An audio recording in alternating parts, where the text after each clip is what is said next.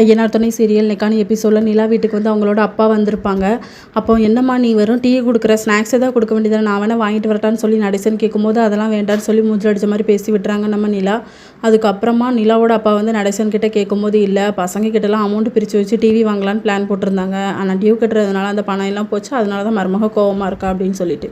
அதுக்கப்புறமா நிலாவை வந்து கோயிலுக்கு போகலான்னு சொல்லி கூப்பிடுவாங்க. ஆனால் சோழன் வந்து பயப்படுவார். அதெல்லாம் ஒன்றும் இல்லை, எங்கள் அப்பா கிட்ட நான் தான் சொன்னேன், நான் போய் பேசிட்டு வரேன் அப்படின்னு சொல்லிட்டு. சோழன் வந்து பதட்டமாக இருக்கிறத பார்த்துட்டு பாண்டியன் சொல்வார், நீ இங்கே நின்று பதட்டப்படுறதுக்கு அங்கே போக வேண்டியதானு சொன்னால், அங்கே போனால் தாண்டா ரொம்ப பதட்டமாக இருக்கும் அப்படின்னு சொல்லிட்டு.